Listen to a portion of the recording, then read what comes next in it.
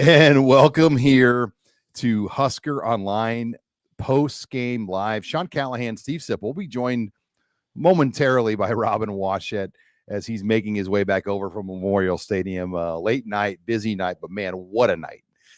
When you talk about 28-10, Nebraska beats Colorado. It's their first 2-0 start since 2016. Nebraska's first Power 5 non-conference victory, Power 4 now, since 2016. That was the Oregon game. Jeez. So a lot of firsts. They're +3 in the turnover category.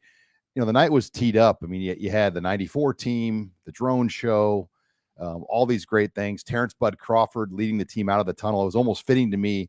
You had a prize fighter because Nebraska, it felt like, was going to lay an early round knockout to Colorado.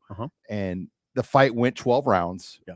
Colorado maybe took a couple late rounds, but Nebraska, unanimous decision victory by the Huskers. Yeah, that's a pretty good analogy, Sean. I mean, the fight analogy is always pretty convenient, but you did a good job with it. What I wrote is that I hope Nebraska fans enjoy this. I on the walk back, it seems like they are. Though, now, correct me if I'm wrong, Sean. There'll be a lot of nitpicking of the offense and some special teams, but the defensive pass rush was withering, and what I'll always remember about this is that the defense made Deion Sanders look pretty ordinary at times, which, listen, I didn't anticipate that. And then there's another thing I would tell people that are sort of gnashing their teeth about this, if there are people doing that. You didn't have to look far to find experts who predicted Colorado to win the game. Joel Klatt, Desmond Howard, Lee Sterling, Desmond Howard. Okay, thank you, Sean, for adding Desmond Howard. Lee Sterling of Paramount Sports, who I love. And Desmond Howard's been a Nebraska. He's kind of been always critical of Nebraska for whatever reason. That's kind of been his shtick. Yeah, I don't really listen. To be honest, I really don't listen to Desmond Howard. No, I think he's the lowest guy on that desk now by far. He's probably about Pat McAfee trumps him by 100 miles. Yeah, I agree. So now, and you surely didn't have to look far to find people who predicted a very close game, right? No, a lot of people thought, including me and you. So for me to come on here and be, express too many mixed emotions about Nebraska winning 28-10, I'm not going to do it. I think you enjoy this. We'll talk about the offense this week. We'll talk about it tonight, but that defense, baby. I mean, that's a good defense now. All right. Before we get more into this discussion, HuskerOnline Postgame Live, we are brought to you by our official beverage sponsor, Zipline. Sip and I just pulled our Zipline, and we have some good old dear old Nebraska brew as well. Pleased to have Zipline as our official postgame sponsor, beverage sponsor here of our show all year. Yeah. And, a lot of people are enjoying some Ziplines today, and I hope you got home and you're having one more with us here as we honor this great win for Nebraska. Already over 1,000 people online here. Wow. For Nebraska, but it's midnight. It is midnight. It's midnight. God, hey, Sean, thank you guys for. Yeah, we're like almost 1,200 live right now. So thank you again, and hope you're enjoying the Zipline as we are too right now. Our official post-game sponsor of the Husker Online show. But yeah, I think you mentioned getting nitpicky. It's easy to get nitpicky but you got to also remember where Nebraska's been. Right. I mean, I have a daughter that's in second grade that's not even seen Nebraska play in a bowl game. Right. We had the students tonight charge the field. It was a mild field storm. Yeah. And it was Dylan. Did you hear Dylan's comment after the game? Yeah. They said that the announcers said, don't storm the field. And that didn't do any good. A lot of good that did, something like that. But yeah. I mean, I get it. Nebraska didn't score in the second half, Sean. They're shut out in the second half by a defense that was bad last year. That defense doesn't look too bad to me this year, though. Teams evolve. I'll be interested to see going forward how Colorado is defensively. Now, they did give up, Sean, 449 yards to North Dakota State. You realize that, right? Wish I would have got that in my column. I didn't. Different kind of game, though. Okay. I mean, when Nebraska jumped out in the way they did, 28 zip at half. Matt Rule can manage it so much more different. He can afford to be a little bit more predictable, but also the officiating was very unpredictable. But I would say this both ways. I don't think. Did you think it favored a team? No, I mean, the flow of the game just got disrupted. It was a 3-hour, dang near and 40-minute game. I heard from at least one former college coach that said the officiating, that crew should lose its job. That's how bad it was. Not one-sided, though. It wasn't one-sided, he said. It was bad both ways. I was leaving the post game, and Governor Jim Pillen and Troy Dannon were even having a conversation, and I overheard them speaking about the officiating. Right. I don't know if there's in this country. It just feels like maybe it's hard to find good officials anymore. It just seems like officiating in a lot of sporting arenas it's just not as good. And I thought I heard Dannon say that this was a former Pac-12 crew that's been kind of added into the Big 12 because, the conference realignment and things. But this crew did have a history. I think people knew of them, and they weren't a great crew. And they kind of let the rhythm and the flow, the second half, the crowd so badly wanted. And the plays that Nebraska began to make, all were getting overturned by odds and end penalties. So that was tough. Yeah, 21 combined penalties for the game. Sean, 21 combined. Nebraska had 12. That's it was even 105 to 104 in terms of yards. Nebraska had 12 penalties. Colorado had 9. So there was a lot. I mean, I think again, you emphasize some things that are important. Nebraska hasn't been 2-0 since 2016. Nebraska ended a 3-game skid against Colorado. As you pointed out during the week, Nebraska maybe has the final word in this series because the teams aren't scheduled to meet anytime in the near future. May not meet again unless maybe it's in a playoff, in a college football playoff. I hope that's not the case. I hope that the officials from the respective schools get together and make this a go. You can do it. I mean, I know what you're going to say. Well, teams are scheduled for 15 years. That stuff changes, as you also know. It changes. Those schedules change. Like, why is Nebraska playing Arizona? Right. Why would it just make more sense to get rid of Arizona and have Colorado? Like, what's the value of playing Arizona? I don't know. There's a lot of value. Oklahoma State. I don't know. Right. Like, that's another future schedule. But yeah, we can discuss that at some other point. When you size up this game, Sean, when you were walking back from the stadium, what was your biggest takeaways? 2 or 3 takeaways? The defense it's a good unit. I think that sometimes defense gets lost in the shuffle because it's not as sexy as offense. Right. And I think for Nebraska, they set the tone to the point where Colorado could not keep Shedeur Sanders in the pocket. No. I mean, they let that be known really quickly. The pocket was out of business. 6 sacks by 6 different players for Nebraska. So I thought the pocket and how they got after it was really big. I thought the pick 6. When is the last time in a game like this a star for Nebraska on defense delivered a play like that? I mean, when you get a pick 6 that quickly in a game to make it 14-0, the analytics and the data show that you're going to win the game. Absolutely. So Tommy Hill comes up big. Tommy Hill, we know, is a veteran stalwart. Ty Robinson, Sean. Ty Robinson. Now, Ty Robinson through 2 games, a win against UTEP 40-7, and then a 28-10 win against Colorado.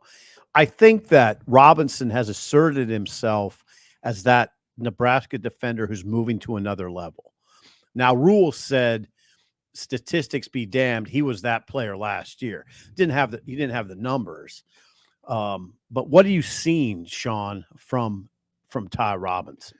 He's a veteran, a guy that's in his 6th year, that's played a lot of football. He's suffered a lot of battle scars watching Nebraska lose these types of games. And guys like Nash Hutmacher and Ty Robinson, they didn't just come back for the NIL. They came back to get Nebraska back. Right. And I thought that before we've got 18 super chats, Steve Sipples, or 21 now. So right. We're going to be here for a while. Yeah. And before I get to our first super chat, Husker Online Postgame Live brought to you by HelloFresh. Look, I'm busy. I might be getting online after I'm done doing this show. I'm going to order some HelloFresh because I don't have time to go to the grocery store. And if I go to the grocery store tomorrow, I may not get out of there because everyone's going to want to talk about the game. But talk about Colorado. So what do? You go to HelloFresh. They make it so easy. They send you the food to your house and all the ingredients you need to cook throughout the week. You can adjust your meal plan, 2, 3, or 4 different meals. The recipe card's there. All the ingredients are fresh. It is so fun and easy. My daughters and I have had fun putting these together over the last year or so. We've got a great deal for our Husker Online Postgame Live viewers at HelloFresh. We're going to give you free breakfast for life. You got to go to HelloFresh.com/freehusker. That's HelloFresh.com/freehusker. And they'll set you up with a great discounted deal already on your first box. Plus, you'll get those free breakfast items. Thank you to HelloFresh for sponsoring us here on Husker Online Postgame Live. But let's get into these long list of 22 super chats, Stephen and Zipline. And we kind of thought this would be the case, that we were going to have a long night of super chats, which is always a lot of fun to do. But let's go to Luke first. Luke Downing. Luke, thanks for staying up late. Iowa and Notre Dame lose, and we beat Colorado. I haven't had this much fun on a Saturday in years. The black shirts are for real. Dante Dowdell didn't fumble, and Dylan is calm in the pocket. Go Big Red. Right, now that's a good way. Now that's, hey, Luke, that's a good way to look at this. I think the black shirts are for real. Now, Dylan Raiola after the game said he thinks it's the best defense in the country. I'm not ready to go that far. I mean, but man, I'll tell you what, Sean, I didn't expect Nebraska to hold Colorado to 10. Come on. Did you? The longest pass play for Colorado was just 30 yards. Yeah, that's beautiful. So if you can limit that. Oh, yeah. And then they only had one run of over 10 yards. Yeah, Nebraska fans should celebrate this performance. We can debate about whether they're a top 5 defense all night long. It's a waste of time. The fact is, come on, how many people picked Colorado to score 10? Only 10. Well, and Shedeur Sanders to hold them under 250 yards. Right.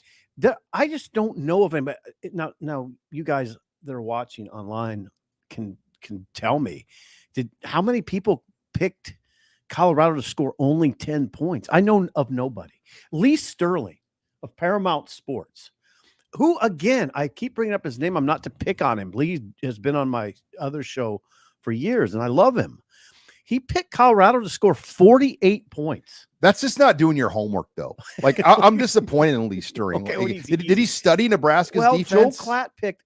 But he's an alum. Joel Klatt picked Colorado to score 34. Way off. Joel Klatt was way off, okay? Those guys were way off. I was way off. I mean, I picked Colorado to score 24. How many did you pick Colorado to score?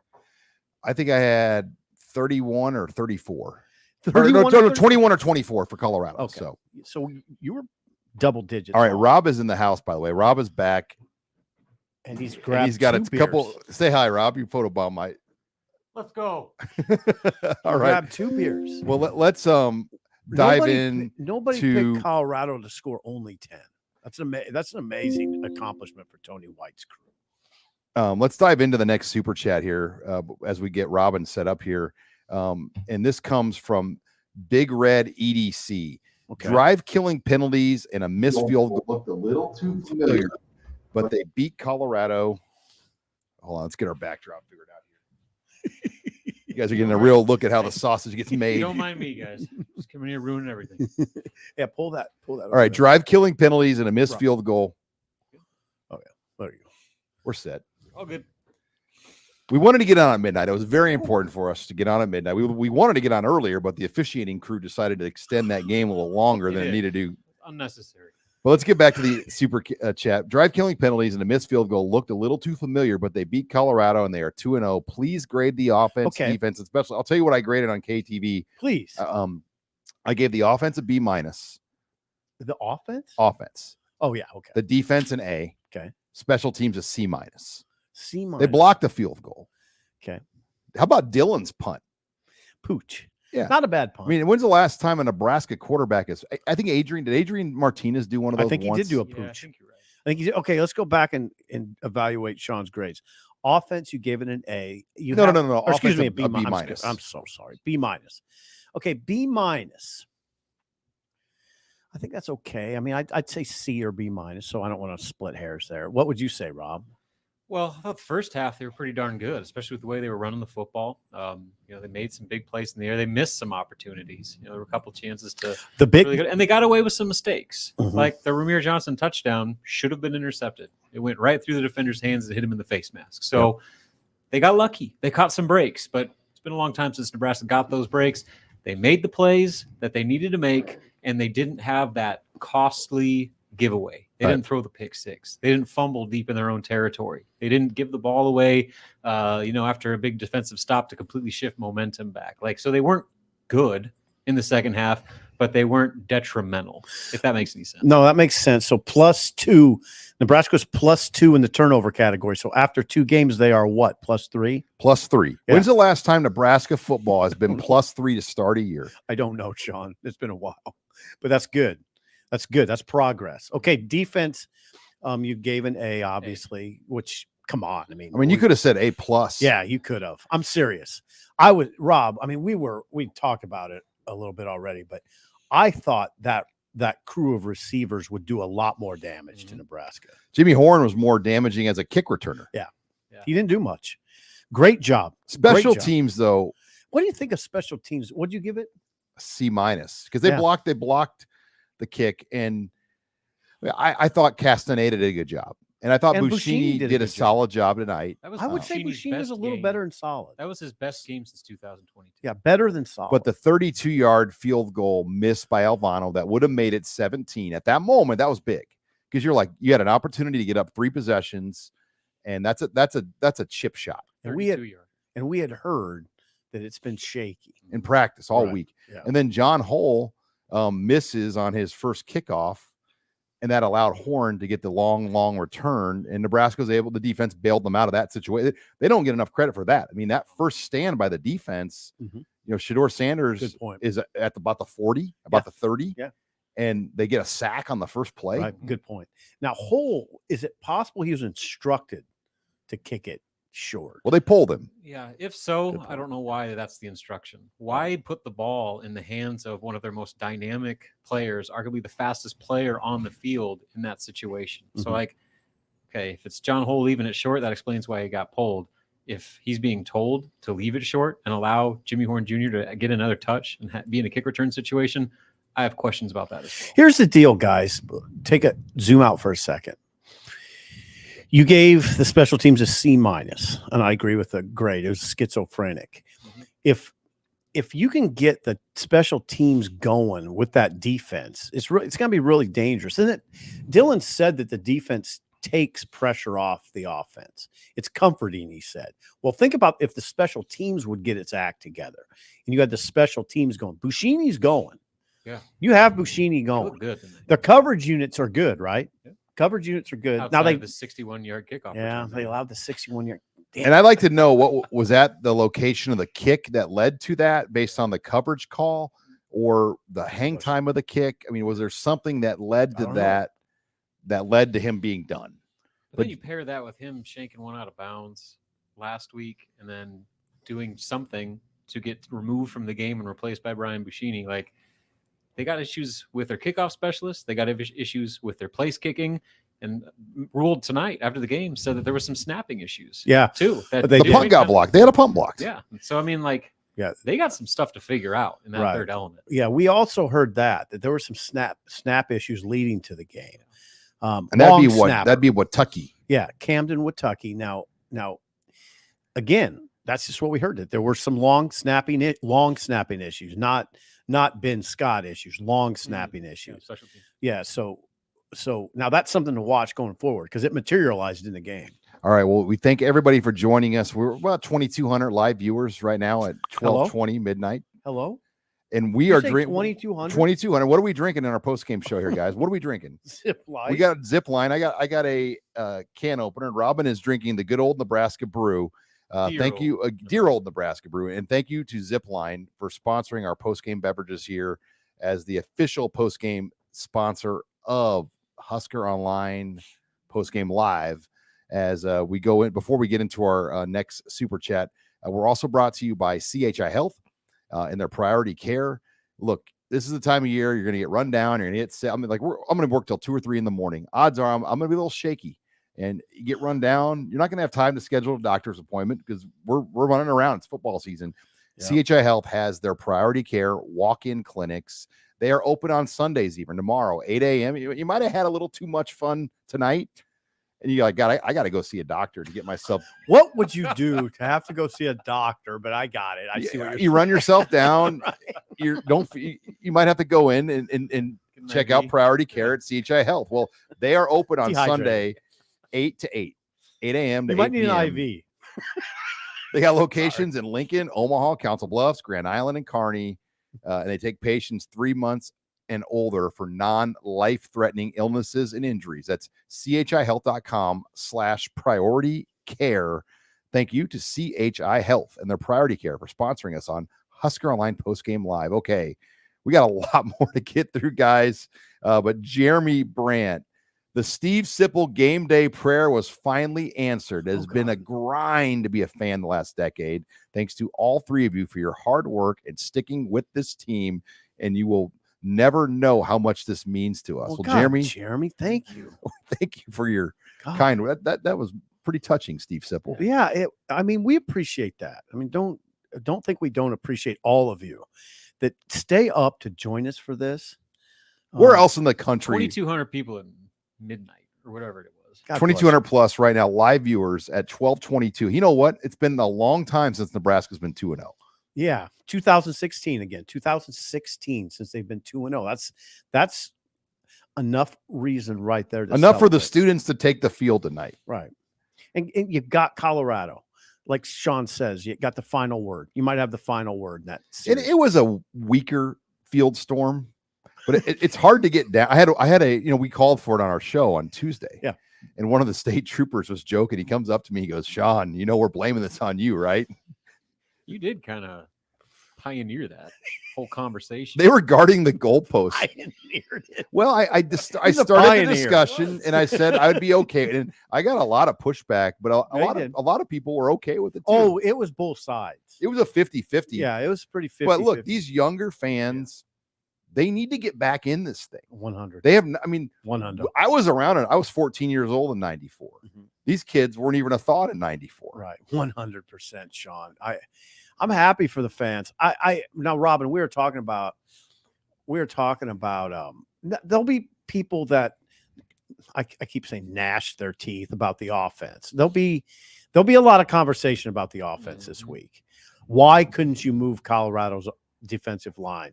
It's a defensive line that was last. No, well, it's not all these guys. A lot of it's a new defensive line, but Colorado was last in the nation in rush defense last season by a long way. Now, not all those guys are back. They have some new guys. I thought they looked pretty good on defense. Now, that's just me up in a press box, first impression. But I thought that Colorado defense looked pretty good. I'll be surprised if they struggle a lot this year. They were better than what I thought they were going to be, but not to begin with. Like those first few drives, I was like, yeah, this is the Colorado defense I expected. But they settled in, and I think a lot of that was they knew that they had to stop the run if they were going to have any chance. So they were selling out. They loaded up. And Nebraska was predictable. Yeah, and that's part of it too. That was my next point. So Colorado was just going all in saying, you're not going to run the ball. Nebraska was keeping it conservative. They were not putting Dylan in a lot of chances where he was going to make those crippling mistakes and put him at risk to get hit or throw a bad pass or anything like that. So I think that was another combination to it. And then I also think that, again, it was just kind of the game flow of it to where, Nebraska wasn't going to go too far out of its way. And then you also take into account they made some plays. They got chunk yards. They were all just negated by penalties. So what happens if some of those questionable downfield holding calls or whatever don't happen and any one of Ja'Cory Barney's big run stands or, Ramir had a big run, right? Plays. Yeah. So, those are the things that the stats look a little It could have been different. 42-10 real easily. Oh, easily. Yeah. And the stats could have looked 100. a lot different if Nebraska could have stayed out of its own way or the officials would have given a little bit more of the doubt to them. All right, let's go to a always popular super chatter, Scott's Tots. Okay. It's the loudest I have heard Memorial Stadium. And the second half, though, was a downer, but it was the most blatant one-sided officiating I have ever seen. Yeah, the officials decided to kind of break the party up a little bit at times. And Rob, now, me and Sean, I think we agreed that, or you were coming over, that it was bad on both sides. So Scott, I thought the officiating didn't necessarily favor one team. It was just bad all the way around. Well, there were a lot of holding calls in Colorado that weren't called. Yeah, that's I mean, true. and that's every game, but there were, you could, our view is really good where we're looking down. It really is. We see those. And you can see the grabs and the shirt tugs preventing plays, and you know that can hurt. It's big. Yeah. Now, as far as the loudest he's heard Memorial Stadium, Ty Robinson did say after the game that he thought the Michigan game in 2021 was louder. Oh, louder. Yeah. Ty. He said Ty it was thought, second to 21 Michigan. Well, that was a 4-quarter fight. right. Yeah, it was. I thought the stadium tonight was incredible in the first half. Yeah, Ramir said it was the loudest he'd heard. Is that right? Two veteran guys that have played a lot of football. One said it was first, one said it was second. The crowd coupled with the withering pass rush had a big impact, obviously, on Huge Shedeur. impact. And Rule made a good point, too, that in today's era of college football with in-helmet communication, crowd noise has never been more important because they're doing so much pre-snap communication conversations between coach in this box and player on the field, that when you have that loud stadium and that is disrupted, suddenly like you're not doing all the signs and everything like that. And what was interesting is defensively, I think it was Tommy Hill said that Nebraska's defense had to go to getting signs from the sideline because the crowd was so loud when they were on the field that they couldn't communicate. They were looking to basically getting like a no huddle offense signs from the sideline. Man, that's loud, Sean. All right, Go Big Ready, who is a TikTok sensation within Nebraska, Is that right? just chimes in. We did it. $4.99.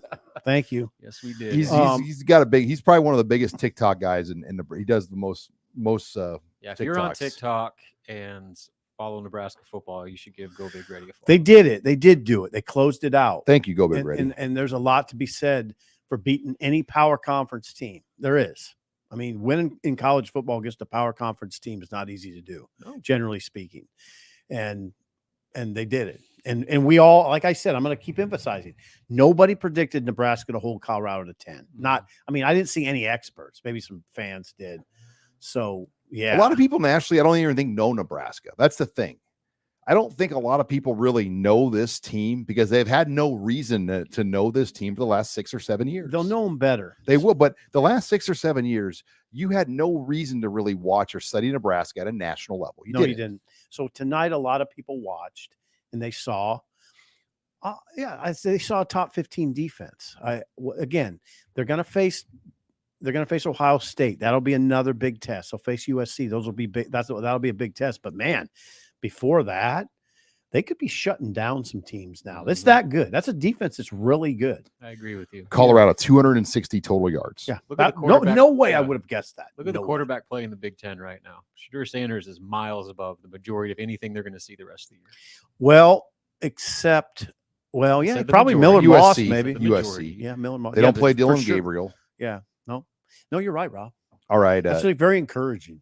Tommy Carr, we got about 25 or 30 more to go. So we're gonna rapid fire here. Tommy Carlson, were you able to see Deion's post-game press? I was not, but we do have it on the Husker Online YouTube channel. Joseph was over there, our intern. Joseph Meyer covered the Colorado side, and we have all the Colorado interviews up there. And I will say Deion's post-game, I think it had more views than any of the Nebraska interviews we posted thus far. So obviously a lot of interest. Coach Prime, when he took the field tonight to start the game, he ran and walked 2 laps around the whole field. I've never seen a coach do that, and he did that last year. Security detail on a road stadium, though. Yeah, where you're on the road like that, and he had a security detail, and he did embrace with Bud Crawford in the pregame. Bud Crawford. I heard is that Deion Sanders was respectful in the postgame. Nothing, no fireworks. So Joseph told me that. Yeah. So he was respectful last year too. His kid wasn't. Right. So I didn't know what Shedeur said. Probably didn't have a whole lot to say after that one. Okay, now this is a hole in my game, but I didn't go down for the post game. Why was Shedeur out in the last part of the game? They pulled him, but they walked him back to the locker room.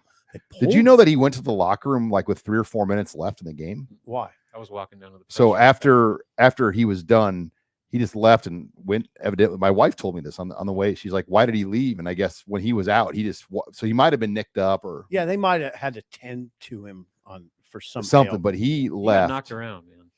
He Like, did get knocked he around. gets around a lot, but like even beyond the sacks, the 6 sacks. I mean, just the amount of times he was like slowly getting up off the turf. Great job. That takes a toll on you, man. Great job by the Black I Shirts. thought I'm serious. Great job. I thought Nebraska was going to maybe stick one more in late, just especially when they pulled Shador. Like, all right, maybe Colorado will kind of quit here and they'll slip one through. But give Colorado's defense credit. Yeah, they lost their 2 safeties in this game. Yep. Shiloh Sanders broke his forearm on a tackle to Dante Dowdell early, and then their other safety was ejected by a targeting That penalty. linebacker. that was a linebacker. But Either way, 2 starters in the middle of their defense. Right. 2 of their returning 5 starters that started against it. But okay, let's Keep go. rolling. Tyler Redwine. Tyler, There our he is. friend. Always by the way, the drone show, Tyler, I bet you were just moved by that tonight. Well, I know who else was moved by it. Me. Sean No one really loves is drones. captivated More by than the drones. But Tyler, how many penalties is too many penalties? Yeah, how is that, Sean? There weren't a lot of procedural penalties by Nebraska. I Nope. didn't think. I No, mean, there wasn't.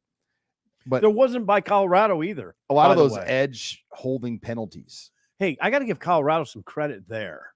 They didn't jump.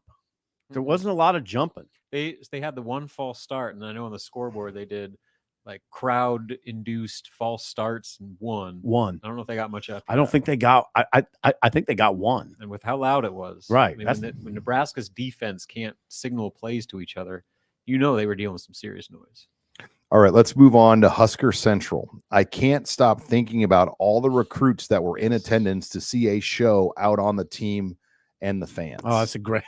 Keep thinking of that because it's big.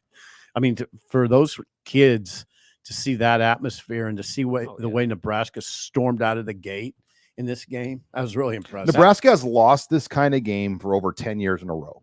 No doubt. They have not won this kind of game Since Oregon. And that was not a night game. Like the big night game where all your good friends and people come in from out of town and you build up for it.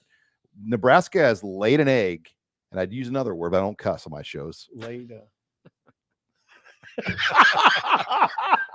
The bed. You could, He's just in Sean's look. Dave in the woods over here. He's only on his first zip line, and he can't even. Well, stop What are you it. talking about, Sean? What? Okay. What do now you mean? What are you guys going to say to the people? And they're going to be out there that say, "Oh, come on, they beat Colorado. Colorado. The spread was 6.5. 4-8 last year. So if this game was in Boulder, Nebraska would have probably been a dog. Yeah. Or it would have been a close pick 'em. But I think that this was a Close game. pick. The home field mattered tonight. Oh God, did it matter? It really mattered. So going back to the recruits, like why you could say why does it matter they beat Colorado? During pregame, I was watching some of the basketball recruits, just because I was keeping tabs on them, Okay. and they were watching Colorado warm up. They had their phones out. They're filming Colorado. They're filming Deion. Colorado. They're doing all this stuff because that's the flashy team that all the kids like. Well, Nebraska just smoked that flashy team. Yep. And that atmosphere at Memorial Stadium was as good as you will ever see it, for Yep. at least the first half. It And was. the good news is most recruits don't stay for the whole game. Good. Like, they leave at halftime. Yep. And so they got to see They saw the all show. the good stuff and very little of the lull that we saw in the third, fourth. Dylan quarters. Raiola addressed the lull, and Dylan Raiola said, "We were in control. We were in control the whole game." And again, he made that reference to the defense. He said it's comforting to have the defense, but they have to play better. He said that too. The offense has to play better, but he said we are in control. So there's that. All right. And Dylan, no turnovers. Dylan Raiola, no turnovers. And the one in this questionable one, it bounced their way, and Ramir Johnson scored a touchdown. Yep. And I don't know if that guy was going to actually pick it off. Went Rob? right through his hands. I mean, I watched the replay of it like slow mo, and it went right through his hands and hit off his face. Yeah. Okay, that's how it went. I was wondering how it bounced. He Well, and then he was going to catch it on the tip, and Ramir Johnson got his arm in there, popped it up, and it's one of those plays that has not happened to Nebraska. It's always happened against Nebraska for the better part of the last decade. I think tonight we saw the running back situation, the way they're going to do it, crystallize. Yeah, It's Ramir and clear Dowdell. now. There's very little doubt. Emmett Yeah. came in late, Fourth Yeah. quarter, and we So- did not see Gabe. Emmett No, Gabe came in late. No. Ramir came in, or sorry, Emmett came in late. Emmett Oh, Johnson that was came Emmett. in. I thought that Yeah. was Gabe No, it was- Urban. it was No, definitely Emmett Johnson came in late. I don't know that Gabe ever- Urban Jr. had 2 carries, guys. Emmett Johnson had 1. Well, I was down on the sidelines. Okay. Gabe Urban Jr. had 2 carries for 6 yards. either way, Emmett was the third back in the third game. back in. Yeah. And then Gabe took the last 2 with the fullback in. Right. So Ramir Johnson and Dante Dowdell are they're the let's call it the 1 and 26 carries for over 100 yards tonight. between those two. Yeah. Dowdell had 17 of them. Dowdell was really effective early, and then Colorado tightened up. And it was again, they're putting like 8-9 guys doing run blitz every time. So And they're it's like, predictable. When Dowdell's in, it's a run play. When Ramir's in, it's a they gotta pass figure play. that I out. mean, they got to figure that out. they can't tip their hand as much. I mean, Good point. like I thought that was really predictable. When Ramir goes back in, it's more than likely going to be kind of a pass play. well, you were calling it. You're like, well, Ramir's in. It's going to be a pass. And I said, he was like, well, if I wonder Sean knows that, pretty sure Colorado probably knows that too. So Hey, note that we got to ask about that this week. That's good. That's a good question for how that. do you avoid becoming too predictable with your running back Yeah. rotation? All right. Before we get to our next set of super chats here, thank you again for watching us on HuskerOnline Postgame Live. Again, we are brought to you by Zipline Beer. Thank you to Zipline for being the official postgame beverage sponsor of HuskerOnline Postgame Live. We are all enjoying a Zipline. Hopefully you are at home watching us on YouTube right now, enjoying one as well. Also brought to you by Ellerbrock-Norris. They've been helping Nebraska business owners protect their purpose for over 120 years with risk management solutions built for local businesses. Ellerbrock-Norris partners with you on commercial insurance, group benefits, business exit planning, safety, and more. Start thinking long-term with your business and create a risk management strategy to protect it. Are your employee benefit costs going to the roof?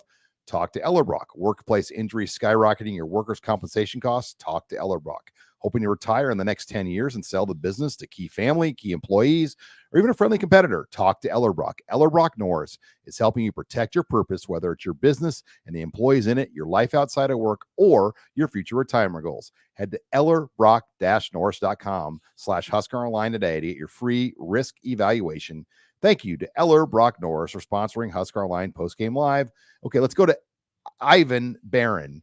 The defense looked amazing. The offense in the second half, I thought they were a little conservative. And I agree with that, Ivan. I think Nebraska played a very closer to the vest, predictable style in the second half to manage the game differently. And also a lot of penalties called on big plays that looked iffy. And I think we all agree on. Well, I'd have to look at the film. Honestly, I don't. What ones are we referring to? Do you have anything specific in The mind? big Barney play where they called Ramir on a holding downfield. Okay. And I didn't get a good enough look at the replay to make a judgment. Mackay Bayer got tossed for targeting. So he'll miss the first half of the UNI game, But as far as the offense goes, were there any flags that you would debate that would let a big play stand? Is the question I'd have going into watching this game again. That's what I'd want to know. Was there any of those? Oh, I don't know, blocking the backs or illegal blocks. Was there any of them that were questionable enough you'd say that play should have stood? That's what I wonder. Yeah, and problem is we don't get great TV replays in No. the press box. No, where, we don't. Like, they don't show the replay on the big screen. No. So we're right going in now kinda until naked. we rewatch, I can't answer that. Right. But No. based off the fan reaction and all the people that did watch on TV, I think there were several. There might have been a few. Yeah. So you wonder which big plays would have stood. I will say this. Ja'Cory Barney is a player. I mean, he is going to be something else. Well, he already is. He's got Juice. He's got serious juice, serious speed. I don't know. Is there somebody on the team who's faster than him? Who would it be? I don't. Who's the track guy? I don't know. Jalen Lloyd. I mean, Jalen Lloyd Jalen Lloyd's like an Olympic level had a wide open wheel route. Wide open wheel route. Now, hey, here's a debate. Was that ball? Should he have caught that ball, I think so. or was it a little As a overthrown? receiver, if it touches your hands, you should catch the ball. He could have maybe laid But- out a little bit more. We didn't see a lot of those shots in the second half. No, that ball to Lloyd, I think it was a little overthrown. Mhm. A little overthrown. Could have thrown better, still hit his hands, catch the Okay. ball. All right, let's go to Patrick Bruning. Second half, Nebraska sucked. If CU was good, that's a loss. Look, Patrick. Now there's going to be some of that, guys. You're going to hear that. The defense didn't suck. Didn't not Defense at all. dominated. I mean, if they sucked, Patrick, why Colorado's offense is really good. Mhm. Like they could score on anybody. Mhm. And Nebraska still, even with their offense not giving them much, Colorado didn't get anything. Right. But You're going to hear that though. the offense left plenty to be desired. Again, the penalties played a factor. I mean, the offense probably would have looked a whole lot better if any of those big plays would have stood, but they didn't do the detrimental things. I mean, they didn't do anything productive, but they also didn't make the game-changing turnover, that type of thing. Right. All right, I'm going to go in 2 in a row. I'm going to have to kind of pick up the pace here, guys, unless you want to be with me till morning. Keep it going, Sean. Eric Lasher, we're here for you, Sip. We need a Sipple fan club. I don't know about Don't that. they have, doesn't the ticket, do they still have the Sipple t-shirts? Yeah, they have it. Did anyone buy them? I don't know what the sales were, Sean. Yeah, People buy those. Yeah, I've seen them. I saw Eric that. just spent $5 to ask about a fan club. I think people would buy your t-shirts. Yeah. No, there's people that bought them. I've seen them on social media. There was a band in Lincoln whose lead singer wore it. That's big time. 100%. Big time. Yeah. All right, CYO. We were out for blood in that first half. The crowd was intense. We need to bring that every week. Love this one. Drink up, Sip. I will drink up. Yeah, that was kind of Rule's challenge too. It's like, I mean, as much as everyone's lauding the crowd, and as they should, they were an absolute X factor in that game. Like, it shows you what kind of a difference that home field advantage can make here. When Nebraska's crowd is dialed in, they are as good as any in the country, and they showed that tonight. It was beautiful. We got to give them something to cheer about. Like, I mean, they're not just going to cheer for the hell of it. No. Yeah.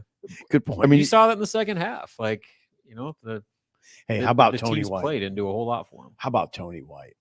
I mean, future head coach Tony White. Oh yeah. I mean, let's not. I don't want to go completely overboard, but they held Colorado to 10. John Butler too. The whole crew. Terrence Knight. Well, let's just not. I mean, come on, Terrence Knighton. What's Terrence Knighton's guys look like? Well, in Dvorak. Dvorak. John Bullock played. How about John Bullock in the second half? That interception to Tommy Hill, that was him that led to that throw. Okay. He cut off the slant route, and then the pressure forced that throw, and Tommy Hill jumped it. John Bullock. I don't think I've ever seen him play this well. Not the second half was about as. He was a difference maker. He made 3 or 4 difference-making plays in the second half. So Ty was really big in the first half, I thought. Bullock and Tommy Hill's, like Sean said, the pick 6 was gigantic, and those are the kind of plays that keep fans coming and keep fans interested and keep fans, hyped. It was a great play, and he's a great player. I mean, he's a great player. I would say he did a very good job. What's going on, Ron? What happened? Sean, check out the super chat we just got. Oh, I'm staying. Hold on. I don't want to lose my spot. Okay. What is it? Oh God. What? Aaron Beck. And I think Aaron Beck is an old SAE. I hope that was like it was a miss. Did he $500? Aaron, if you meant to do that, thank you very much. If you didn't, I'm sorry. Hopefully you're on the right website, Aaron. Wow, that's incredible. Thank you very, very much. Simple like that one, didn't you? That was funny. Aaron Beck. Aaron Beck breaks the super chat record. Oh, by far. Not even close. I mean, Bar good job. Yeah, there's a big bar right there. We got to find a good steakhouse in West Lafayette now. Aaron, thank you. That's incredible. Thank you. Mr. Mitchell Jr., let's get back on schedule here. Aaron Beck, wow.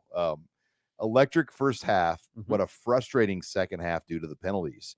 But with this win, I do believe Rule has showed he's turning this program around. Love the content. Go Burger. Thank you, Mr. Mitchell Jr. I want to just move into the next one because that was more of a comment, not a question. Tanner Flan. Well, I don't want to get in that. Hey, I don't want to get in that because if we triple comment on every super chat, we're gonna. I mean, this can become a morning show. Remember Philomation? Super chat. Remember Philomation? Yeah. Oh yeah. Ask me a question, not not a question. statement. That's a statement. That's a statement, not a question. He was a secondary coach. Was he a secondary corner coach for Callahan? What time was safety coach. He might have been a safety coach. He was picking his nose during an interview once. Like great. Full picking his nose. Phil was a great guy, though. And he was a great interview. He was gruff. But he made you ask him questions, which is fair. I always thought it was fair. All right. Completely. Tanner Flanning. Experts pick Colorado because Nebraska hasn't proven to win these types of games in recent years. The Husker team might be different. This Husker team. Agree. Yeah. 100. And again, that's like you said, Sean, it's been a long time since Nebraska's won this type of game on prime time on the national stage. They didn't just win it; they dominated. Jacob comes in. Jacob Weddle, as a 22-year-old Nebraska fan, this is the most cathartic. Thank you, wordsmith Steve said. Yes. I didn't get those words in South Omaha. No, yeah, man, no, I know what kind of words you got. Go ahead. When I can remember. Are there things to point at and nitpick? Yes, but that's for later. Nebraska is doing a lot of things that good teams do. Dare I say, we're back. Oh, easy on that. I We don't, might be back to a bowl game. Let's start with that. Too. Yeah, I think that Nebraska is relevant now. yes. I would not be surprised one bit if they're a ranked team on Monday. As you would say, 100. 100. So nationally relevant. I'm just going to keep saying it. You're going to kill me for saying this. 10 points for Colorado. That tells 250 yards. Yeah. All right. Richard Anderson has a $50 super chat. Hey guys, was a terrific win for us for this program. I wanted to tell you that my wife loves it when you do your Larson Motors ad. It's definitely a highlight to both of us. Go Big Red. I could whip. Can you do one? Just do, No, I can't do it Just impromptu. give the last thing. Real people. Real deals By the way, there's some good deals right now over there. on trucks. At- I just cut some new ads for my dealership I work with, and so probably a good time to go to the Larson. Larson Motors, real people, real deals. Just head up Highway 2 to Nebraska City. They have all the major brands in one lot. Chevrolet, Hummer, Ford, GMC, Buick. Dodge. I mean, they got. You'll find what you need. Head up there. I mean, tomorrow will be. You know how gorgeous tomorrow's going to be. Just take a ride. They could sell some cars tomorrow. I'm guessing. Hello. A lot of. People are going to be spending. Church tomorrow is going to be like a party. Yeah, people will be. I'd say cloud nine-ish. We got tomorrow. some good vibes going. Yeah. All right, let's go here to Captain Android. Second half tonight was awful. So many holding calls got not some good called vibes against going. CU. Ramir Pancakes, the guy holding. Deion effect. Yeah. We hit on the officiating stuff. I don't want to pound. I think we've covered that pretty tightly now. Jacob, also welcome back. Boom Sheeny. Boom Sheeny. Yep. Special teams outside the field goal kicking looked pretty good. I don't know if Gave up a long It return. It was a mixed bag, but they also snuffed that one. Who was it? Sierra Wright on that big Ooh. one by Bushini. Just absolutely stoned him. Right. So they had their highs. Sierra Wright on coverage. Notable. See, it's really notable because that shows that he's engaged. Mhm. He didn't win the corner job, but he's still playing. He played hard and he made a great play on specials. And you know what? That keeps a kid going. Yep. It does. No doubt. All right. Just bros. Thank you for all you do, Sean and Sip, and for the fans. This is before Robin. Robin wasn't on the set yet. Rob got I get it. shorted. And that other guy. Yeah. 2-0 feels good, baby. All right. I want to should've- get before I does feel keep good. firing through the super chats. Thank you again for watching us on Husker Online Post Game Live. Again, our official post game beverage is what, Robin? What'd you say? Our official post game beverage? Oh, Lock in. dear old Nebraska brew made by the fine folks at Zipline Brewing. Sorry, I was reading the chat. You were getting locked in there, but thank you again to Zipline for the official post game beverage sponsor. Also brought to you by Bauer Underground. They've been helping support local contractors and utility companies with the state of Nebraska for years. Bauer Underground gives you 100% to assure quality control for their customers and has excellent management skills to supervise each and every job they contract for. The company and its employees are accustomed to deadline pressure on construction jobs and take tremendous pride in meeting the deadline requirement while maintaining excellent workmanship on each job. Strategy is at the heart of what they do. For more than 25 years, their reputation has been built on the basic principles, which include quality workmanship, on-time job completion, hiring and retaining high-quality personnel, utilizing the latest earth-moving techniques, maintaining safety for their customers and employees. We have a lot more coming from Bauer throughout this season, and we're excited to be talking about them moving forward here with their support of Husker Online. You can check them out at BauerUnderground.com or read more about what they do.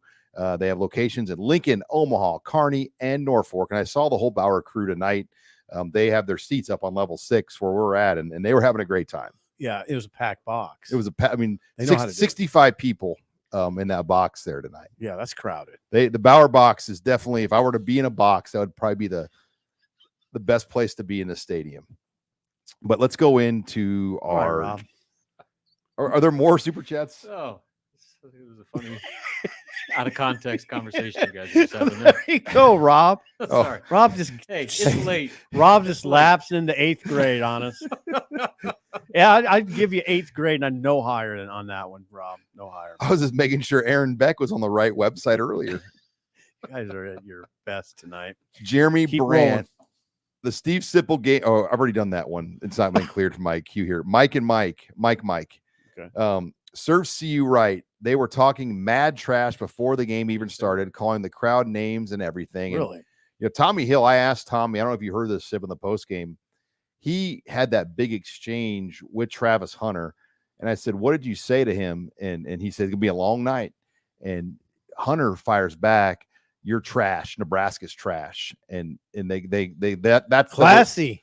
little exchange. But he said after that point, I was in his head and he didn't say anything the rest of the night. Colorado's I guess Prime was classy, but they're just, I don't know why they want to do stuff like that. Because their entire staff is loaded with some of the best trash talkers of all time. Yeah. Was Deion Ocho Sanders, Cinco there Warren tonight? Sapp, Terrell Owens. Like, that's what they do. That's what their program is based on. It's the culture. Bravado, trash talk, those types of things. Like, that's kind of what they've built that whole program in, and that's appealing to a certain portion of the population, especially young people. God bless Matt Rule for his diplomacy this week. Mm-hmm. He resisted that kind of clash of cultures question and praised Deion's program. It's a clash of cultures. I wouldn't want a culture at Nebraska like Colorado's. I wouldn't. You can't build long term with that. I don't think so. Oh, I mean, they have 42. They have 42 first-year transfers, incoming first-year transfers. That's a lot. What did Nebraska have? 13 transfers? Not that many. Yeah, less out than of the 10. portal. Oh, out of the portal, maybe 10. Right. So they're doing it differently, but they also behave differently. It's a different vibe, and I think Nebraska fans universally, I think, would just say we prefer the way Nebraska is. Again, I praise Matt Rule for his diplomacy. He did the right thing on that. He kept the main thing. But I like the Nebraska look way better than the Colorado look. All right, let's move it in here to Alex Eli. Good win. Go Big Red. Second half offensively, we couldn't take advantage of their constant blitzes. Mm-hmm. Would have liked to see the field goal unit kick one before the end of the game or even a TD. Yeah, that's a valid point. I mean, I think we all would have liked to have seen maybe one more hard punch. Yeah. And from the offense. Willis McGahee with a punt, he put a bow on the defensive performance by forcing that fumble from the backup quarterback. Willis McGahee coming off the edge. That's a true freshman. Haven't heard a ton about Willis McGahee either, but he swooped in there, got the ball somehow, and Jamari Butler recovered. Put a great bow on a great defensive. If you're a Nebraska fan, how can you not be excited about just the level of talent they have coming up through the ranks? Prince Will. I mean, like Cam Lenhart, sophomore. Prince Will, sophomore. I mean, freshman playing, making impact plays in games already this season. I mean, the future is very bright. Oh, no, yeah. By the way, they got a pretty darn good quarterback, too. Yeah, they do. All right, Steve comes in. Did Deion give up an actual team in order to showcase his kids? It is nepotism on a team-sized level. And Rob, you've kind of talked about that a little bit. I mean, there's a lot of people that think that basically the number one priority for Deion is to make sure Shedeur gets as many stats as he can, wins as many awards as he can as the number one draft pick. And then we'll see what happens with Colorado after that. Yeah. Now we'll see. I mean, we'll know here in a few months, but a lot of the way that they play and the style of offense that they run, the fact that they don't even try to run the football, and the way that Shedeur doesn't even try, like, where's the play where he could have scrambled, probably got a first down, but he stayed in the pocket, ended up taking a big hit for an incomplete pass. They ended up turning the ball over near the goal line. So like those types of things where stats and all the highlights almost seem to take priority at times over actual functional practical football. He will not run. It's insane. Like there were like times where, like, God, he's got 8 yards if he wants it, and he just doesn't take it. Doesn't take it. You don't see. The only other guy I can remember, what was the guy that went to Oklahoma that Spencer Rattler was that way? He ran it, but no, he kind of tiptoed out of bounds. Didn't want to get hit. Tiptoe out of bounds, but Rattler would go upfield. He'd go upfield. No, I haven't seen it. Sean, I can't remember anybody that was Jay that Terry, look at that. What's Jay? was that resistant to run the ball at the quarterback position. I can't remember anybody. Even Dylan got upfield today. He said that was a goal of his to run for a first down. To convert a third down with his feet. Yep, and he did it. Now, Dylan, we saw in the Polynesian Bowl, Sean, I noticed it in practices. When he decides to run, he's not all that slow. He's kind of powerful. He probably runs like a 4.7 or 4.8. I mean, he's fast enough. He's an athletic kid. I mean, there's no doubt in my mind he would. Okay, I gotta temper this a little bit. I mean, his dad would tell you that he could be a major league baseball catcher. I mean, he's a great athlete, is what I'm saying. So that also includes being able to run. He can run a little. We got about 15 or 20 more. I want to keep rolling here, Sip. Keep rolling, Sean. Dennis McFadden, McSafety, my pride is intact. First half was great due to the penalties. Worry you, Sip? Okay, I'm trying to sometimes.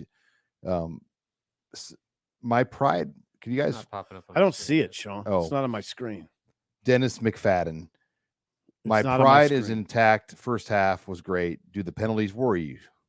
I think we've hit on the penalties. I mean, do the penalties worry you? I'd say not really. 12's a big number, though.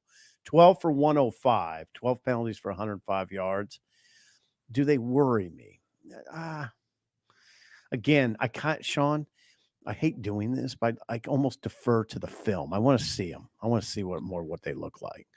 Jacob comes in with so many lower top 25 teams losing today. Iowa lost. Notre Dame lost. Do you think Nebraska will be ranked this week? Kansas lost. Yeah. I think there's a pretty good chance. They were 30th. Nebraska was 30th going in. Good chance. Auburn got beat by Cal. God, those are tough losses for those teams, especially the Irish. I mean, wow. Irish go to College Station, win against Texas A&M last week, and they're on cloud nine. I saw Freeman, that coach. He was on cloud nine. And then to come back and lose on the home field in Northern Illinois. Hey, that's a good, I don't know. This could be a stretch. You tell me. That's in a way, Rule could use that this week. Look, we came off a high. We beat Colorado. But look what happened to Notre Dame. No doubt. A directional school beat them. Look what we're doing. We're playing a directional school in Northern Iowa. If I were Rule, I'd use it. Yeah, just look what happened. I'd show them some of the Notre Dame game. This is what happened to Notre Dame. They scored 14 points on Northern Illinois. I think they scored 14. Yeah, 14. Well, Nebraska. I would use it. Nebraska lost to Northern Illinois, and we know what that was like. Oh, God. Well, that got a guy fired. I mean, the AD was fired the next week. Yeah, that got a guy fired. The AD. Remember the AD after the Northern Illinois game? Sean Eichels came down to tell us everything was okay, which is a red flag every time. The firing stories written that night. Yeah, if your AD is in the post game telling you everything's okay, everything's not okay. And Eichhorst was standing in the middle of the reporter's room telling us everything was okay after losing to Northern Illinois. It's not okay. Don't lose to Northern Illinois. Don't lose to Northern Iowa. Right? I think they should be okay with Northern Iowa. Well, I think the defense is... They're not much. Right. You've done the previews, right? Yeah. One thing I know, I'll talk about this more, but Ethan Petrick, right? Ethan Petrick, yes. So he was working for the Cedar Falls Waterloo Courier covering UNI. And so I talked to him, and he said that UNI's NIL budget is last in their conference. Ooh. So, well, and the FCS schools don't have a lot of NIL. Yeah. So they're even below like Western Illinois, who just lost by like 107 points to Indiana. Yep. Indiana put 77 on them, I believe. Last I saw, it was 77. All right, let's go to Tommy Carlson. KU with 4 turnovers against Illinois. Okay. Illinois only 271 total yards, 192 pass, 79 yards rushing, and 1 turnover. Almost the same time of possession. Understand that 2 weeks away, but how do we match up in Big Ten play? It's going to be a battle, but I think Matt Rule has built this team, guys, to succeed against some of these Big Ten teams.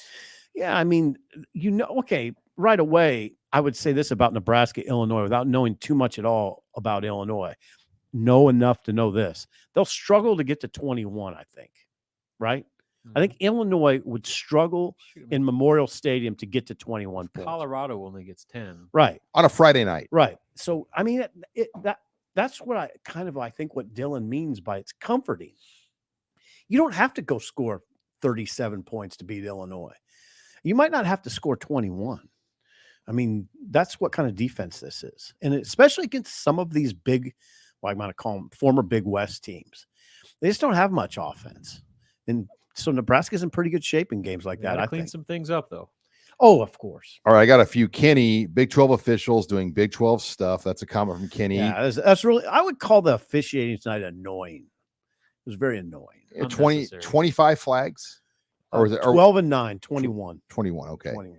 Tyler Redwine, and this is how backed up we are, Robin.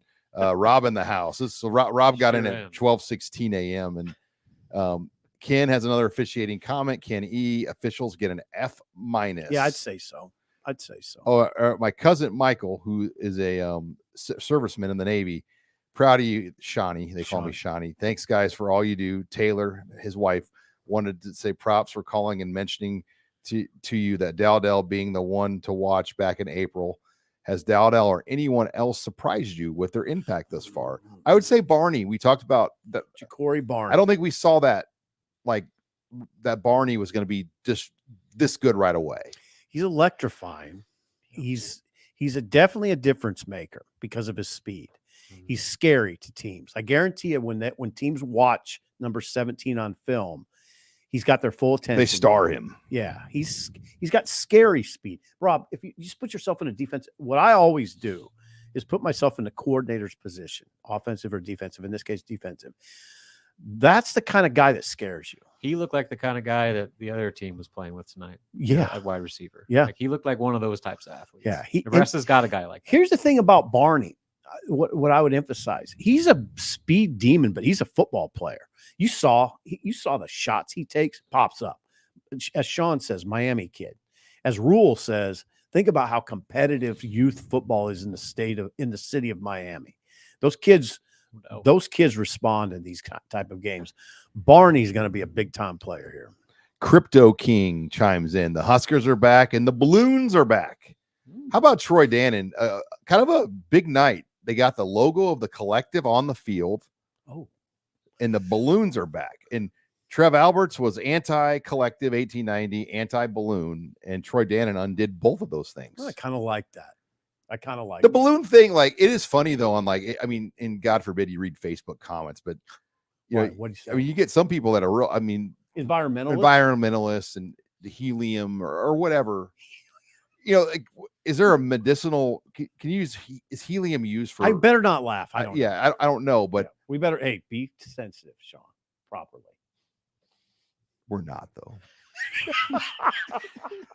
I thought though, like balloons included, that the you have problems. Production as a whole tonight was awesome. Like I thought they did everything right. Oh, Thunderstruck. Oh my God. And Brandon Meyer is a big part of that. He does a great job, I think, organizing I saw him with a headset down there late, and he was still working away late. The amount of coordination that went into doing all the different things they did with the 94 team, having them like take the tunnel with the old school tunnel walk, like to get everybody filed up, the Will Compton on the board thing. That's good. And Compton's good. The drone show with the fire on Thunderstruck, like they did it right tonight. And I thought there were some really big points where they did things to get the crowd fired up during that lull. Like they did that thing where they said the screen was overheating, and like they did like a little like generic graphic where it's like, we need you to get loud with a bunch of exclamation points into one. And like the crowd responded. They fed off of that. Well, the screen did overheat tonight and broke for a little bit. It did not look good. Well, that screen, by the way, it's due to get upgraded. 20-year-old. And I think it's 20 years old. Well, it's from the 06 when they put those boards in. 18. And I'm sure they've tuned it up. Yeah. Yeah. But, I mean, imagine a TV in your house from 06. That's what Nebraska's rolling with in the stadium. Yeah, I will continue to say that Thunderstruck's a huge upgrade for the game production. It's a huge Get upgrade. the Irish song out of there. Ooh, easy, Sean. I mean, we don't need to say that. But Thunderstruck is a really good addition. I'm Irish. That gets that does not do anything. Okay. But you're right. Thunderstruck's marvelous. That's a great production. Yeah. The way they do the lighting's really cool too. The drone show, they launched that from the practice fields. Oh, they do. They do. Yeah, I was talking to somebody from Nebraska, and they said that, you know, the drones can't be over the actual stadium. Okay. I mean, God forbid one goes down. you'd have a big problem. Yes, you would. You'd have a We'd big, have a big problem. and I mean, there's hundreds of drones. It's not just like 6 drones. Right. I mean, it's hundreds. Right. Sean, you need to write a story about it. Yeah. It's time. It's It's time to do some work. All right, Tyler Weldon. Are we going to see Fedoni go wild this year? Been pretty lackluster. I think the targets have been lackluster. I don't think they've really gone to him. Got to get him going. Borkicher had the big one tonight. Borkicher had a big catch. I'd say the Satterfield. You got to get Fedoni more involved. He had a big catch over the middle where he took that shot. He did. I think he got a stinger, maybe Came back in. But like that's what they need to do. That first game against UTEP, they were just trying to get him on those little flat routes, just get him the ball early to turn upfield. His strength is being that big body over the middle with that catch radius and that size that he has. That's a matchup problem. I think they need to do more things over the middle of the field with him. Nebraska finished with 334 total yards. I just think they're a better offense than that. And I get it. Style of game contributed to that. The way the game turned out, 334 yards. I mean, keep in mind, as I said earlier, before you're here, Rob, North Dakota State got 449. So it's not a perfect comparison, but I want to see more from the Nebraska offense. All right. Before we kind of roll into, let's see, Andy Harris, Crypto King is Kenny King, a dude, OU running back and Raiders running back, Super Bowl champ. Are we back? And what does back mean? Yeah, what does it mean? I'd say 9 is back, right? I 9 think is back. back 9 wins is back. Is being in a position in November where the games have a lot of meaning. Okay. Like that you're playing for something bigger. Yeah. And, you know, they can do, I mean, Iowa got all of a sudden the schedule, USC and Ohio State are the 2 toughest games in the schedule. Yeah. And Iowa and Wisconsin look a lot more manageable. The 100. UCLA about got beat by Hawaii. Yeah. And they're coming here in November. Yeah. I mean, there's a path there if this team stays together. Got to manage it. Rutgers will be tough. Rutgers will be difficult. It's a different kind of game that matches up, though, to Nebraska's strengths. It does. I will say that playing UTEP and Colorado is going to prepare Nebraska really well for Indiana. I mean, I know Indiana's got an offense. They can put up a ton of points, but they're nothing better than what Nebraska saw tonight. All right, Kenny, see you arrive. Here's a comment here from Kenny. See you arrived in a bus. They left in an ambulance. Yeah. Shiloh did. Yeah, Shiloh Sanders got his forearm broken by Dante Dowdell. And Dowdell is a hard runner. God dang, when he lowers his shoulder, he did it along the sideline right in front of us. That's a load. We were talking, though. It seems like he was almost like seeking too much contact. Well, like he was trying to make a point by hitting Colorado's defenders when he maybe could have like made a move in the open field and scored. I mean, granted, he scored on that drive anyway, but like there's a fine line, I think, between punishing the defenses and giving up yards. Barthel talked about that when he got here, that was an issue, that he was seeking too much contact. He just wanted to run everybody. He just wanted to run everybody over. Saw that tonight. Saw that a little bit tonight. Yeah, he's got there was he broke through the initial line at one point and had one guy and went right into him. I thought that could have been a long run, but and again, Sean mentioned our vantage point. We're up high. You can see his explosion is better than the rest of the backs. And he gets his legs up. Yeah, he does. He does. Like he doesn't, I mean, his knees really get up in the air when he's running.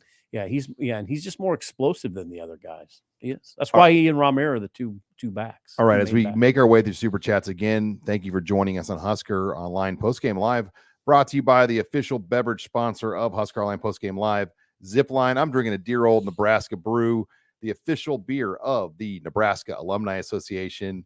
And I noticed even at the Champions Club, they carry this down there because Zipline is big down right on the Champions Club across from the stadium. So thank you to Zipline. We're also brought to you by Homefield. Look, I saw a lot of gear that resembled Homefield gear all around the stadium today, Steve Sipple. A lot of people have gone on, ordered this great stuff at Homefield. They have a ton of items that you can get ordered. And this is the unique stuff, the cool stuff, you know, not just the stuff you can find at every store. Cool retro, like vintage stuff. I've got some Homefield stuff. Do you? I did some ads for them on Twitter, and they were really kind and sent some gift cards over. So I went through, got some stuff, some to give away as presents, some to keep for myself, and it's quality material. NIL deal.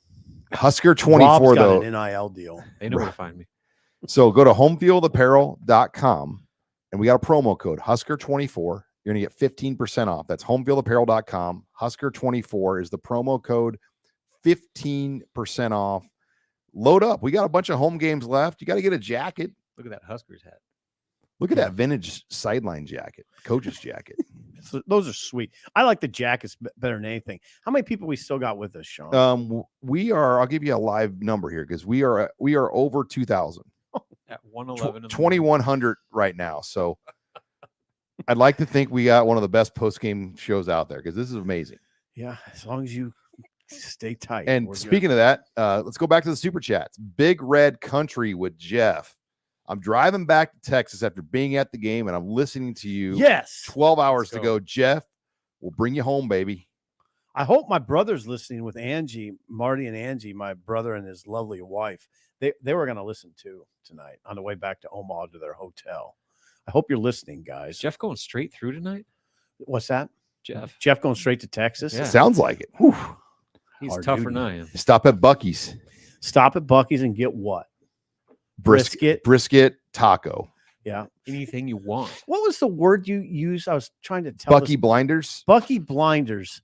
And that was in reference to when you're in Buc-ee's, what happens, Sean? Everyone is just so mesmerized. Your head's on a swivel, and they just run into you. People just run into you everywhere because you're like jerky, Right. fudge, everything imaginable. Yeah. Brisket tacos. Yeah. They're chopping up brisket, and I mean it's an amazing. If place. you haven't been to Buc-ee's, you have no idea what we're talking about. I've never been to a Buc-ee's. Oh God, the one in Colorado. There's one in Colorado in the Denver area that has it's 118 gas pumps. Okay, 118 gas pumps.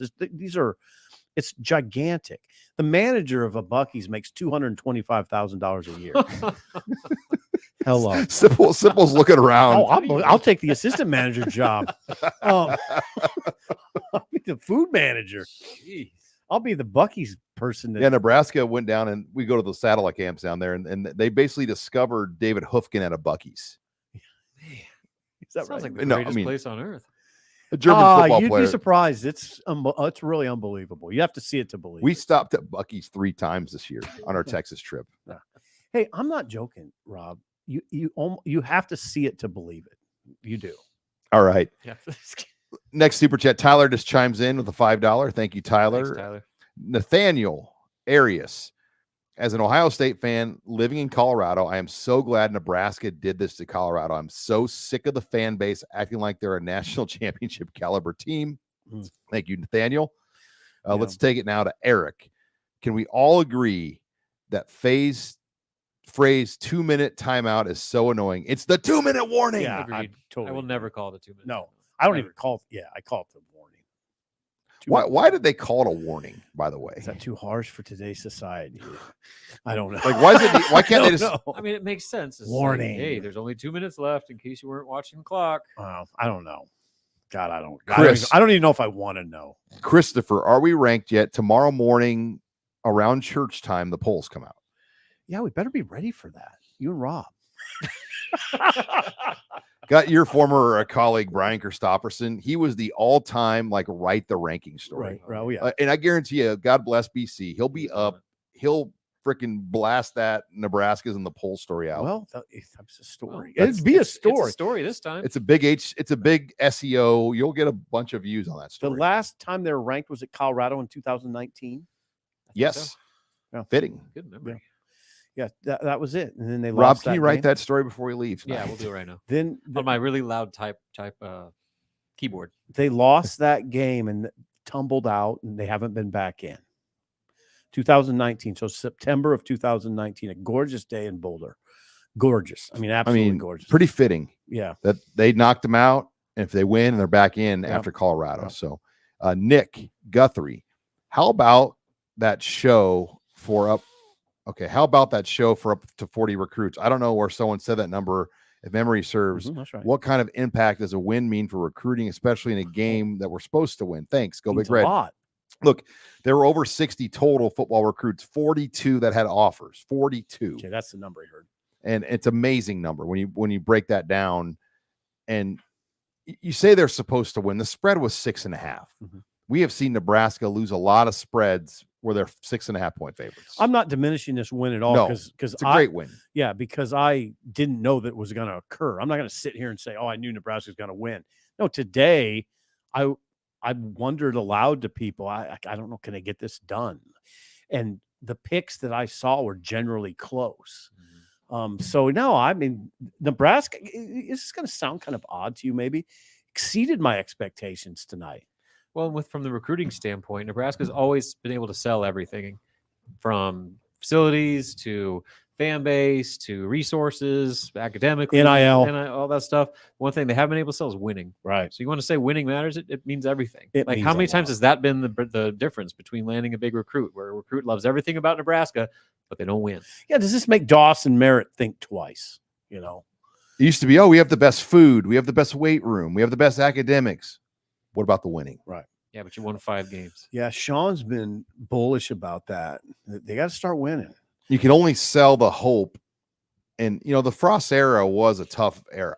Like, let's not kid ourselves. Like, it felt like it was it was going to happen, and it never happened. And it hurt recruiting, that era. And then the transfer portal era began, and all these things happened in college. I mean, so Nebraska's had to overcome that to get to this point. Frost, his era was largely defined by losing close games. And then the COVID era, the COVID pandemic kind of circled around all that. But what I want to emphasize about Matt Rule is he addresses the close game thing all the time. It almost feels sometimes like all of the preparation is geared around, we're going to end this. And we're going to pay attention to detail. We're going to get our mindset right. I'm going to refer to it. I'm going to talk about it. I'm going to say, you guys, this is why we lose close games, because you guys do this stuff. Like, you were at that open practice, the 1890 sponsored, put on, whatever. And he got after the guys because there was a personal foul fight. And he said, this is why you guys lose close games. He's openly referred to it. They take, what they do? They emphasize late game situational football. A lot of it's just geared to win close games. So I like his approach a lot in a lot of ways, and especially that way. Tells them they're a 5-7 team until they're not. That's right. Show that they're not. They're off to a good start. All right, John, getting in late, going to start at the beginning. What a night. Go Big Red. John, God bless you, brother. Yeah, God bless everybody for being show with up us. eventually, John. Yeah. Big Red EDC. You are awesome. Thank you. Go Big Red. Wow, thank you. You guys are awesome. Thank you. I don't You're get told awesome, that Big very Red often. EDC. Jacob Windle. Do you think Sapp was getting war flashbacks watching his D-line get manhandled in the first half? Think he needed a hit of oxygen? Yeah, I was warned. Did anyone actually see Warren Sapp? Yeah, I saw him. We saw him in the pregame. Rob saw him. I saw him in the pregame. They showed him on TV apparently too. Yeah, I wonder. I mean, I bet you Sapp was very impressed by Nebraska's defensive line. I'm sure Terrence Knighton may know him. Or do you think was Sapp already long gone by the time? I don't know what the crossover there is, Sean. Eli comes in. He noticed that Mazuka was replaced by Henry Lutoski on the last drive. Any word on what that might be? Thanks for all you do. I think that was just simply they were making a switch late in the game. Yeah, because Henry's been out for a while, so they probably want to ease him back into it. And Mazuka talked after the game. Yeah, so I'm sure there's nothing there. Fine. I'm not sure there's nothing there, but I'd be really surprised. Yeah, I mean, Gabe Irvin talked after his season-ending injury, so you never know. Yeah. But it didn't appear to be anything whatsoever with Micah. This is a great question here from Damon Gaming. Did I get that right? D-Man Gaming. Not as bad as that guy. He had I thought his name was Bangarang, like the Kent Pavelka. And it was like some name from India or something. I just totally blew it. All right, keep going. Keep going, Salto. What D-Man have to say? Where's Jay Swizzlesticks, by the way, and where's Bangarang? We've missed those two guys this year. Gaming comes in. You're going to be a roofer before you know it, Sean. I own my own business, thank goodness. Nebraska and Illinois will most likely be a top 25 matchup. When is the last time that's happened in Memorial Stadium? And that will, by the way, be a Friday night, 400th consecutive sellout. When is the last time a ranked on rank game happened in Memorial Stadium? That's a great question. I don't know. Would it have been 2016 at some point during that 7-game winning streak? No, because Ohio State and Wisconsin were both on the road, as was Iowa. Okay. And Oregon was ranked, but Nebraska was not ranked. Mm-hmm. So you might have to go back to the Pelini era, Mm-hmm. 2014. Yeah, I don't know. You guys talk. I'll look it up. Yeah. Was Miami ranked in 2014? That's another. Were they ranked? I can't remember. 14. Okay, let's keep the super chats going. Appreciate all the work you guys do. That's from Skurs fan. And Andy comes in. Sip loves those 100 plus 100 plus 20-pound running backs. The 220-pound Dante Dow. I will tell you, when Dowdell goes in the game, Sipple gets pretty perked up. Yeah, I mean, I like the way he runs. I mean, I just think he's a dynamic back. And I do like that sort of rugged Nebraska running back that kind of he kind of elicits memories of some guys that used to play here. You know, I think of Alexander. Then if you you go back to the best ones were very physical runners. Lawrence Phillips was a very physical runner. Rozier was a very physical runner. Those weren't speed demons. I mean, they had speed, but I mean, would you ever remember Phillips? I mean, he was a bruising running back.